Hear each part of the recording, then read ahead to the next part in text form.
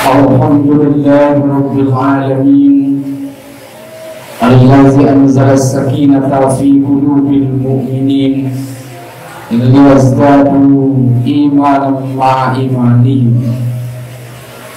Asyhadu an la ilaha illallah wahdahu la syarika lah wa asyhadu anna Muhammadan abduhu wa rasuluhu alladzi la nabiyya ba'dahu.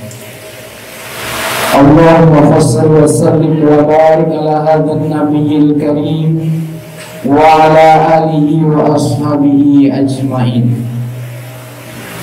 Amma ba'du fa ibadallah, usikum wa iyaya bitaqwallah faqad fazal muttaqun.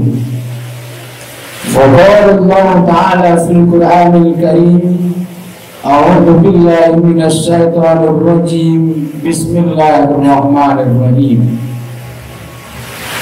Wa in qala Ibrahim rabbi arini kaifa tuhyil mauta qala awalam tu'min qala bala walakin liyatma'inna qalbi qala faqul arba'atan minat tayr fasurhunna ilayk summa ja'al ala kulli jabalin minhunna juz'a summa da'uhunna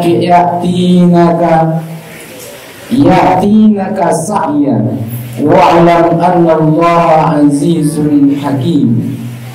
Sadaqallahul azim. Al-Quran surat Al-Baqarah ayat yang ke-260. Bapak-bapak kaum muslimin jemaah Jumat yang dimuliakan Allah, ungkapan puji dan syukur hanya milik Allah Subhanahu wa ta'ala. Kepadanya kita menyembah, kepadanya kita berharap. Dialah Allah yang memberikan kita nikmat. Dengan nikmatnya kita bisa melangkahkan kaki, mengayunkan tangan, berada di dalam masjid ini dalam rangka menunaikan sholat fardu Jumat pada hari ini. Semoga di setiap langkah kaki dan ayunan tangan kita, serta waktu yang ada pada hari ini, serta ibadah yang kita tunaikan diterima oleh Allah sebagai amal soleh yang diberikan balasan pahala berlipat ganda hendaknya. Amin ya rabbal alamin. Salawat berkirimkan salam berjunjungan kita Nabi besar Muhammad sallallahu alaihi wasallam.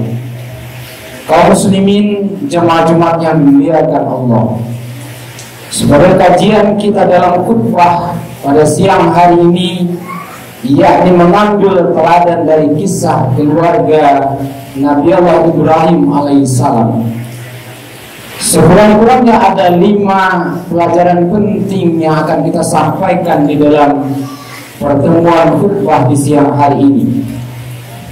Yang pertama, upaya dan usaha dari Nabi Allah Ibrahim alaihissalam tidak puas dengan sesuatu yang batil, dengan sesuatu yang salah, dan berusaha untuk mencari kebenaran. Dalam kehidupan kita sehari-hari mungkin menemukan sesuatu yang dilakukan di tengah masyarakat tidak berdasarkan kepada rujukan yang benar, tidak berlandaskan kepada ayat Al-Quran dan hadis Nabi. Ketidakbenaran yang dilakukan kadangkala sudah menjadi kebiasaan lalu didiamkan. Tidak ada upaya untuk mencari kebenaran yang sebenarnya itu apa yang mesti dilakukan. Nabi Allah Ibrahim alaihissalam melihat tidak benar yang dilakukan oleh umat, mencari kebenaran itu, sehingga pada akhirnya menemukan kebenaran.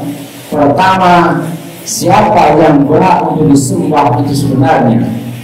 Yang pada akhirnya Ibrahim menemukan bahwa yang disembah itu adalah Allah Subhanahu wa ta'ala, yang menciptakan langit, bumi, matahari, bulan, dan segala isinya. Kaum muslimin jemaah Jumat yang dimuliakan Allah, pelajaran yang pertama ini bisa kita bawakan dalam kehidupan kita sehari-hari. Ketika kita berada di tengah-tengah lingkungan perbuatan masyarakat yang tidak benar, maka ada upaya kita mencari kebenaran itu. Al-haqqu min Rabbi, kebenaran itu berasal dari Allah Subhanahu wa ta'ala. Orang-orang yang mencari kebenaran tentu Allah berikan kemudahan baginya. Yang kedua, setelah menemukan kebenaran itu mengajak keluarga terdekat dan orang-orang terdekat untuk mengikuti kebenaran itu. Tidak hanya untuk dirinya saja, tetapi juga untuk keluarganya. Ketika dia sudah mendapatkan petunjuk dari Allah Subhanahu wa Ta'ala berada pada jalan yang benar, maka ada upaya mengajak keluarga. Kalau kita misalkan dalam rumah tangga sebagai kepala keluarga, kita sudah melakukan kebenaran, maka kebenaran itu mesti dilakukan juga oleh istri dan anak-anak kita dalam rangka menyelamatkan mereka dari jalan kesesatan. Sebagaimana Allah katakan, ya ayyuhallazina amanu qu anfusakum wa ahlikum nar. Wahai orang-orang yang beriman, jagalah dirimu dan keluargamu dari api neraka. Jangan ada satupun dari keluarga kita yang berada pada jalan kebatilan, pada jalan yang salah. Adalah kewajiban kita untuk menyampaikan kebenaran itu kepada mereka.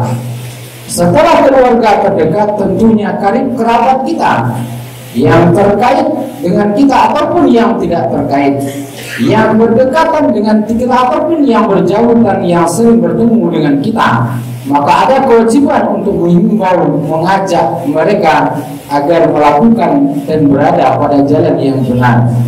Itulah yang dikatakan dengan tugas dakwah. Dakwah itu adalah kewajiban setiap kita dalam rangka mengingatkan, mengajak, menghimbau agar orang-orang yang kita kenal kelak bersama kita di akhirat masuk ke dalam surga Allah Subhanahu wa Ta'ala. Kaum muslimin jamaah Jumat yang dimuliakan Allah. Yang ketiga adalah istiqomah dengan kebenaran itu. Ketika sudah berada pada jalan yang benar, dia tidak berjalan dengan mulus. Dia pasti akan berhadapan dengan banyak godaan, banyak ujian, bujuk rayuan.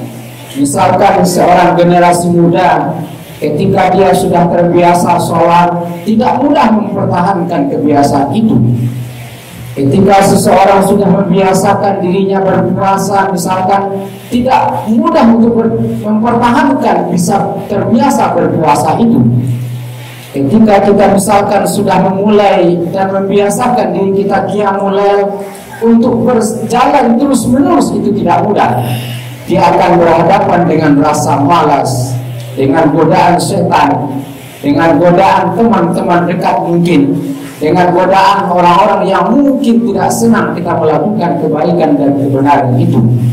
Ada upaya, ada usaha sehingga kita kembali meninggalkan kebenaran yang kita lakukan. Jadi di sini diharapkan ketika sudah berada di jalan kebenaran, istiqomah dalam kebenaran itu sampai akhir hayat kita. Istiqomah itu berada sampai kematian datang menemui kita. Makanya Rasulullah mengajarkan satu doa kepada kita, ya Allahumma ya muqallibal qulub, sabbit qulubana ala ta'atik. Wahai ya Allah yang maha membolak-balikkan hati, tetapkan hati kami dalam taat kepadamu, dalam berada di dalam agamamu. Ini doa yang sering dibaca Rasulullah SAW, sebagaimana dikatakan oleh Ummu Salamah. Kaum muslimin jamaah Jumat yang dimuliakan Allah. Kemudian yang keempat adalah kesabaran dalam menghadapi ujian yang diberikan oleh Allah Subhanahu wa Ta'ala. Mulai dari sejak keinginan punya anak yang diuji oleh Allah dalam usia yang sudah dikatakan kategori tua. Kalau Allah tidak memuliakan anak kepadanya, siapa yang akan melanjut di sayap kebenaran agama yang dibawa oleh Nabi Ibrahim? Maka Ibrahim selalu berdoa agar diberikan oleh Allah anak yang soleh. Kesabaran diuji oleh Allah Subhanahu wa Ta'ala. Namun pada saat Allah sudah berikan permintaan Nabi Ibrahim alaihissalam dikaruniakan anak lewat Siti Hajar, juga diuji oleh Allah agar ditinggalkan. Baru saja Siti Hajar melahirkan anak yang diberi nama dengan Ismail, disuruh meninggalkan mereka berdua di tengah padang pasir yang tandus. Ini merupakan ujian yang berat yang dihadapi tidak saja oleh Nabi Ibrahim, juga oleh istrinya Siti Hajar. Kaum muslimin jemaah Jumat yang muliakan Allah. Kemudian pada saat sudah bisa berusaha bekerja bersama, Allah perintahkan untuk menyembelih anaknya. Ini ujian yang amat berat yang tidak dilakukan, yang tidak diberikan kepada nabi-nabi yang lain. Kaum muslimin yang dimuliakan Allah, dengan kita memahami, mencermati, merenungi ujian yang diberikan oleh Allah kepada Nabi Ibrahim ini dibawakan kepada diri kita. Sanggupkah kalau seandainya Allah memberikan ujian yang sama seperti yang diberikan oleh Nabi Ibrahim kepada kita? Mungkin kita tidak sanggup menghadapinya.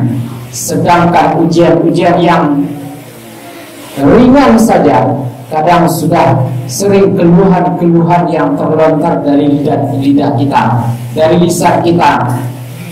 Kita merasakan amat berat ujian yang kita hadapi, amat berat ujian yang kita terima. Belum lagi seperti yang dialami oleh para nabi-nabi terdahulu, para rasul-rasul terdahulu, yang diberikan oleh ujian yang kadang-kala di luar kemampuan mereka, di luar kemampuan akal kita mungkin bisa menerimanya. Oleh karena Allah juga berikan kepada nabi-nabi rasul keimanan yang kuat sehingga lolos dalam menghadapi ujian demi ujian yang diberikan oleh Allah itu. Kemudian yang kelima adalah syariat kurban yang sejalan dengan penyembelihan, perintah menyembelih anak yang diperintahkan oleh Allah Subhanahu wa taala kepada Nabi Ibrahim, yang Allah ganti dengan seekor kibas, sehingga menjadi syariat kita sampai hari ini ibadah kurban yang kita selenggarakan setiap tahunnya. Amalan ini amalan yang dicintai oleh Allah Subhanahu wa taala. Bahkan dikatakan oleh Rasulullah SAW, tidak ada amalan yang lebih dicintai oleh Allah di hari nahar melainkan berkurban. Di dalamnya banyak nilai kebaikan dan keutamaan. Di antara nilai pahala yang dikatakan Rasulullah dalam hadis riwayat Imam Muslim, bikulli sa'atin minas suf hasanah. Di setiap bulu hewan kurban itu ada kebaikan di dalamnya. Alangkah beruntungnya kita yang merencanakan, yang mewujudkan rencana dalam bentuk usaha yang konkret, sehingga kita mampu dan bisa berkurban di setiap tahunnya. Betapa banyaknya tabungan akhirat yang telah kita simpan, betapa banyaknya investasi akhirat yang telah kita lakukan, sehingga kelak di akhirat kita mendapatkan pahala dari setiap kurban yang telah kita selenggarakan di setiap tahunnya itu. Kaum muslimin jemaah Jumat yang dimuliakan Allah, dari amalan-amalan yang dilakukan itu, yang lebih penting adalah motivasi kita melakukannya harus lurus karena Allah Subhanahu wa taala. Niatan kita jangan sampai terselubung oleh niat-niat duniawi lainnya, niat-niat berharap keberuntungan dunia lainnya. Tetapi kita murni dan kita luruskan niat kita semata-mata hanya karena Allah Subhanahu wa taala, sehingga kita bisa mendapatkan pahala yang sempurna daripada sholat kita, daripada puasa kita, daripada haji yang mungkin dilakukan, daripada kurban yang kita lakukan. Kita mendapatkan pahala sempurna dari Allah Subhanahu wa taala. Niatan dunia hanya bersifat sementara. Kalaupun kita mendapatkan pujian, seberapa lama seseorang mampu memuji kita? Sementara nilai pahala yang diberikan oleh Allah adalah investasi akhirat, tabungan akhirat yang pasti akan kita temui, akan kita terima balasannya kelak di akhirat. Kaum muslimin jemaah Jumat yang dimuliakan Allah, terakhir sebelum kita tutup khutbah ini, memesankan juga kepada kita semua, di bulan Zulhijjah ini ada amalan puasa yang bernilai luar biasa diberikan oleh Allah Subhanahu wa taala, yakni puasa Yaumul Arafah yang kita kenal dengan puasa Arafah di tanggal 9 Zulhijjah. Dari hadis Rasulullah SAW dikatakan nilai pahala yang diberikan kepada orang yang mampu menunaikan akan dapat menghapuskan dosa setahun yang lalu dan setahun yang akan datang selama dia tidak melakukan dosa besar. Kuatkan azab kita untuk bisa meraih amalan ini, untuk bisa memanfaatkan momen ini berpuasa sunnah di tanggal 9 Zulhijjah nanti. Demikian yang bisa kita sampaikan dalam waktu yang terbatas ini, dengan harapan kisah para nabi, kisah para rasul adalah teladan dalam kehidupan kita. Makin kita mendalami, makin kita mengulang-ulang, makin bisa kita mencontoh dalam kehidupan diri kita, keluarga kita, dan juga masyarakat kita. Semoga ada manfaatnya. Fa'tabiru ya ulil absar la'allakum turhamun.